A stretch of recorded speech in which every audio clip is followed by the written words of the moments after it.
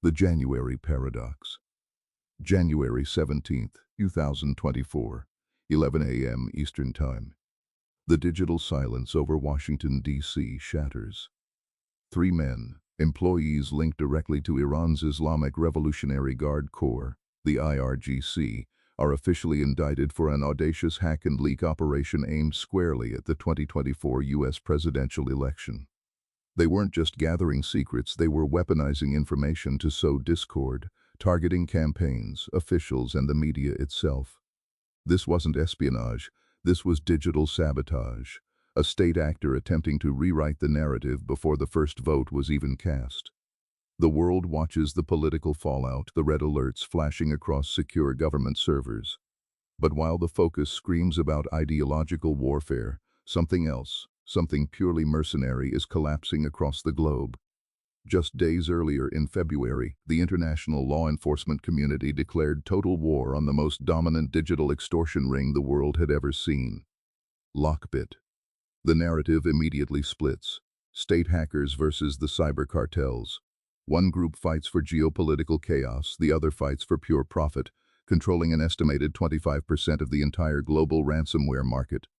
The realization hits. These two massive cyber conflicts are happening simultaneously, two unrelated wars fought on the same digital battlefield.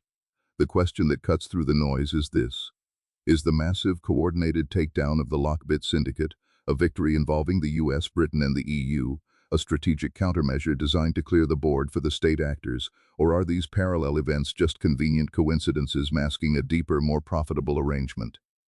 Chapter 2. The Cartel's Rage. The LockBit organization wasn't subtle, they were simply too effective. So they operated on a principle of digital terror, double extortion: steal the data, encrypt the systems, and then threaten to release everything publicly if the ransom wasn't paid. They were the backbone of modern cybercrime, a decentralized financial machine. Their ringleader, Dmitry Koroshev, a Russian national, operated with an arrogance only possible when you control a quarter of the digital extortion economy. International police forces had been tracking him, placing a $10 million bounty on his head.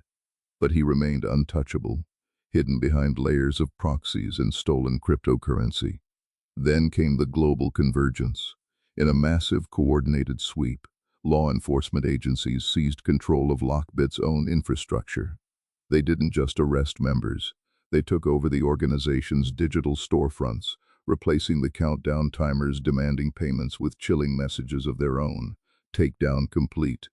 For the global cyber enforcement apparatus, this was a monumental victory, a declaration that the era of untouchable criminal empires was ending. But when a system that controlled 25% of the market vanishes overnight, it doesn't just disappear. It leaves a void, a vacuum of criminal opportunity. Chapter 3. The Ghost in the Machine. While LockBit was being systematically dismantled by international police action, the IRGC actors were quietly executing their hack and leak strategy against American political infrastructure. Their goals were fundamentally different: leverage, influence, and the erosion of public trust in the democratic process. The tools of the state hacker are often political, designed to fracture society rather than empty bank accounts. Yet the very architecture of modern cybercrime suggests that these lines are blurring. Consider the shadow state of North Korea. Their Lazarus group, also known as Trader, has been linked to the largest cryptocurrency hacks of the year, acting as a literal state-funded cyber cartel, stealing billions to prop up the regime. They prove that when the state needs cash, it becomes the most predatory criminal entity imaginable. This is the essential tension. Do the state hackers like the IRGC benefit when the pure profit-driven cartels like LockBit are wiped out? If the noise of massive financial extortion fades, does the signal of geopolitical interference become louder and easier to execute? Chapter 4. The Diplomatic Shield and the Ground War. Even as major state actors like Iran threaten elections, the Western intelligence apparatus is not sitting idle. They are fighting wars in plain sight, hidden within diplomatic covers. We see how intelligence agencies utilize massive, officially sanctioned infrastructure, like the CIA's specialized cyber intelligence branch operating covertly inside the US consulate in Frankfurt, Germany. From these seemingly legitimate outposts, they develop and deploy cyber weapons, ready to strike targets across Europe without ever crossing a border. These agencies possess global surveillance capabilities, like the powerful satellite networks operated from bases such as Pine Gap in Australia, capable of intercepting nearly all wireless communications globally, tracking adversaries and criminals alike. The crucial detail here is the ground game. Even the most sophisticated state-sponsored hacking requires human assets on the ground, sometimes needing to physically plant devices in high-security locations, a footprint that can sometimes overlap with the operational areas once dominated by ransomware networks. The infrastructure needed to track a massive criminal like Khoroshev is the same infrastructure that monitors the political operations of the IRGC. Born the production to Indosiko, what express the profit of vacuum. But the central mystery remains unanswered. Was the international success against LockBit merely a welcome distraction, or a strategic maneuver that inadvertently cleared the way for the IRGC's political infiltration? The collapse of LockBit meant that hundreds of lucrative high-value targets, hospitals, manufacturers, critical infrastructure, suddenly had a gap in the market for their extortion demands. Who filled that space? Evidence suggests that as financial cybercrime temporarily quieted, attention shifted back to information warfare.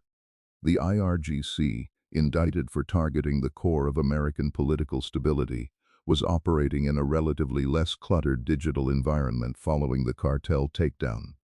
If the global focus and resources were heavily invested in dismantling LockBit's financial engine, did that create a strategic window for actors whose profit motive is geopolitical leverage rather than direct monetary gain? Perhaps the profit isn't measured in Bitcoin, but in broken trust, in compromised election integrity, and in the fracturing of public faith. The cyber cartels and the state hackers are ultimately different in method, but terrifyingly similar in outcome. They both seek to dismantle the systems that hold global order together. One steals the money, the other steals the narrative, and in the digital twilight, both actions serve the same dark masters of chaos.